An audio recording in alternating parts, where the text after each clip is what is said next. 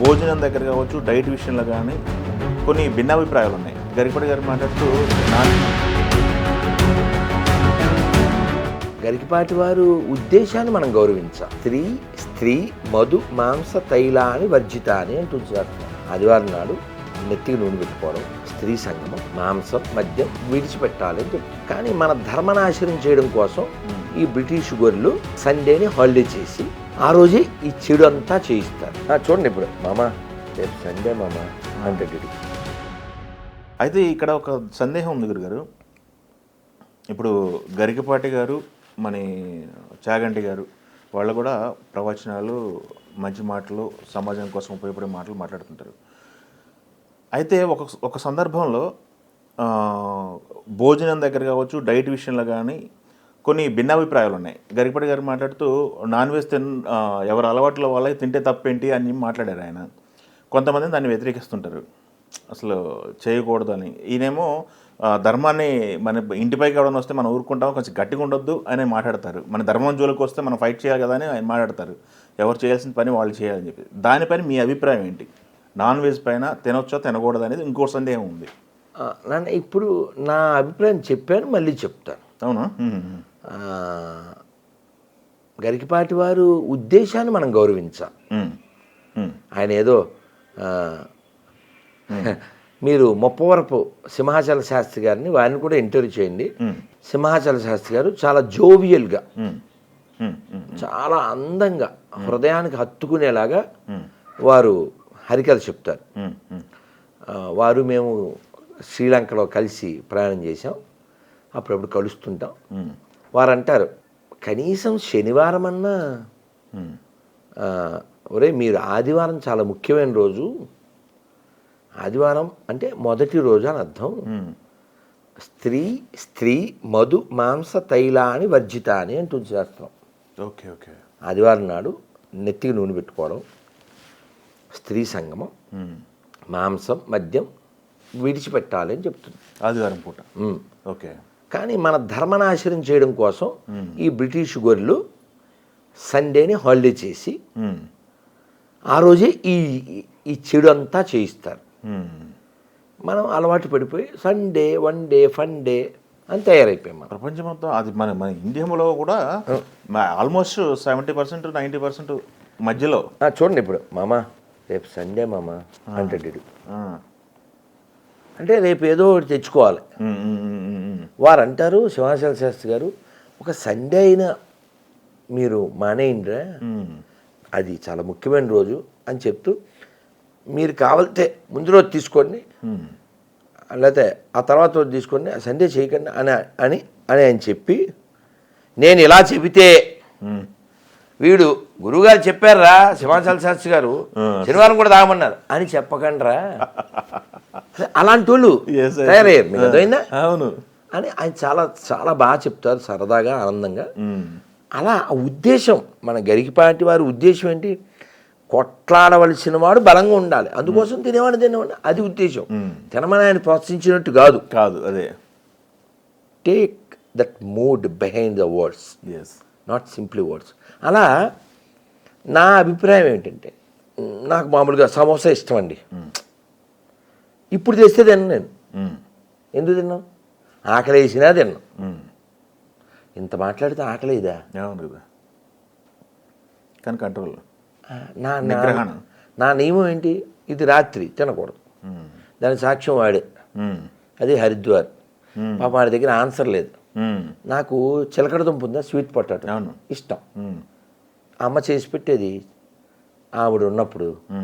సరే అది కనబడింది హరిద్వార్లో, కానీ రాత్రిపూట తినాలి. కానీ తినడానికి నా దగ్గర రీజన్ లేదు. తినడానికి లేదు ఏంటంటే, బాగుందా 40 రూపాయలు 30 రూపాయలు ఇస్తే ఇచ్చేస్తాడు, తినేయచ్చు. రీజన్ ఏంటి? పొద్దునుంచి మీరు ఏం తినలేదు, ఇప్పుడు తినచ్చు, అలాంటి రీజన్ కావాలి. నా దగ్గర రీజన్ లేదు, తినలేదు. కొనేసుకొని రేపు మార్నింగ్ తినేసి మీరు తినాల్సిన టైం తినేస్తే అయిపోయా అంటే అప్పటికి అది ఉండదు కాబట్టి. Okay okay. అలాంటిది. ఇప్పుడు వీళ్ళు పొద్దున్న దోశలు వేసుకున్నారు, మా స్వామి వేయినా అన్నాడు, అప్పుడే అన్నాను, భోజనంలోనే తిన్నాను. మీకు అర్థమైంది? అర్థమైంది నాకు. నేనంట మాంసం విషయంలో కూడా అది నీకు నీడైతే తిను, దీనికోసమే తినకూడదు. ఎస్, మీకు అర్థమైందా? అర్థం. ఎందుకు తినకూడదంటే నీకున్న హక్కే భూమి మీద అన్ని ప్రాణులకు ఉంది. మొన్న ఒక వీడియో చూశాను, బాధపడగలం, ఏం చేయగలం, అది వీడియో పెట్టాడు వాడు ఎవడో. మేక కడుపుతో ఉంది, ఆ మిషన్లో నరికారు, దాని తల అలా వెళ్ళిపోయింది, దాని బాడీ పడింది, పడగానే దాని కడుపులోంచి చిన్న బిడ్డ బయటకు వచ్చింది. దాన్ని తీసి పక్కన పెట్టాడు వేరే మేకల దగ్గర. అది అలా కాసేపటికి నిలబడింది, మళ్ళీ తీసుకెళ్ళాడు, దాన్ని కూడా వేసేసాడు. 9 hours. అబ్బా. ఎందుకండి? అందుకే న్యూటన్ మహానుభావుడు ఏమన్నాడంటే, ఈ భూమి మీద ఈ 2 కాళ్ళ వాడు లేకుండా ఉంటే భూమండలం చాలా ప్రశాంతంగా ఉంటుంది అన్నాడు. దానికి రుజువు కోవిడ్. కోవిడ్లో ఈ 2 కాళ్ళ వాళ్ళు ఎక్కువ మంది లోపల ఉన్నారు కాబట్టి ఇంట్లో 4 కాళ్ళవన్నీ ప్రశాంతంగా తిరిగినాయి. చెక్ చేయి, ఆ వీడియోస్ చూడు. ప్రూఫ్. అవునే కదా. ఉంది. నేను బృందావనం ప్రతి సంవత్సరం వెళ్తాను కదా. అవి వెళ్ళినప్పుడు మామూలుగానే యమున నల్లగా ఉంటుంది తెలుసా.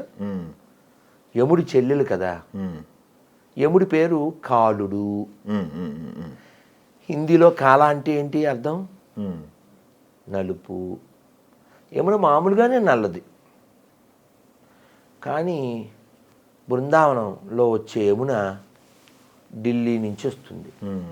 ఢిల్లీలో యమునలో ఏం కలుస్తాయి? సర్వచెత్త కలుస్తుంది. అది కాకుండా ఆ బృందావనం డ్రైనేజీలు కూడా దీనికి కనెక్ట్ అయి ఉంటాయి. మీరు నమ్మండి, 25 ఏళ్లలో 1-2 సార్లు యమునలో స్నానం చేయకుండా నీళ్ళు జల్లుకుని వచ్చాను. మాకు అతి ముఖ్యం. అవును, అతి ముఖ్యం. అవును. ఎందుకు యమున అలా పాడైపోతుంది? మనుషుల యొక్క నిర్లక్ష్యం కదా. అవును. ఎప్పుడో అంటే సందర్భం అసందర్భం కాదు, పనికి వస్తుందని చెప్తున్నా. చెప్పండి. కావేరి ఎక్కడ? శ్రీరంగం. స్నానం చేయాలి. ఎంత చెత్త అంటే సబ్బులు, ఆ పైన కాగితాలు, కొన్ని విడిచిన బట్టలు, రకరకాల చెత్త. ఒక ఆయన ఫోటో పెట్టాడు, ఎంత బాగుందంటే, అంటే దాన్ని నేను అక్కడ ఉదాహరించాను. క్లీన్గా ఉన్న ఒక నది విదేశాల్లో, అన్క్లీన్గా ఉన్న నది మన దేశంలో. ఈ 2 ఫోటోలు పెట్టి, where river is seeing as a river, where river worship as a goddess అని మన దేశంలో గాడెస్ పెట్టి, ఇదేమో అది పెట్టి. నదిని నదిలా చూసే దేశంలో శుభ్రంగా ఉంది, నదిని దేవతలా చూసే దేశంలో ఇలా ఉంది. అసలు నదిని దేవతలా చూడడం, పుస్తకాన్ని దేవతలా చూడడం, డబ్బుల్ని దైవంలా చూడడం, అన్నాన్ని దైవంలా చూడడం అంటే రెస్పెక్ట్ కదండి. రెస్పెక్ట్. నువ్వే పుణ్యం వస్తుందని చెప్పి ములిగేసి అక్కడ బట్టలు ఉతికేసి అక్కడ షాంపూ పెట్టేసి ఎవరికి చెప్పాలి? ఎంత మారాలి? చాలా, ఎంత కాదు, రూట్స్ నుంచి మారాలి. అది మారాలంటే ఎవరు నేర్పాలి? అందరూ, ప్రతి ఒక్కళ్ళు. అమ్మ నేర్పాలి, ఎస్. నాన్న నేర్పాలి, ఎస్. మాస్టర్లు నేర్పాలి, విద్యా స్కూల్లో టీచర్లకి బాధ్యత రావాలి. కానీ టీచర్లు కూడా దిగజారిపోయి ఎస్వి యూనివర్సిటీలో తిరుమల తిరుపతి దేవస్థానం డబ్బులు జీతంగా తీసుకుంటూ వాడెవడో తండ్రి వాడెవడో అని అక్కర్లేని బైబిల్ దరిద్రం అంతా గోళ్ళ మీద రాసి,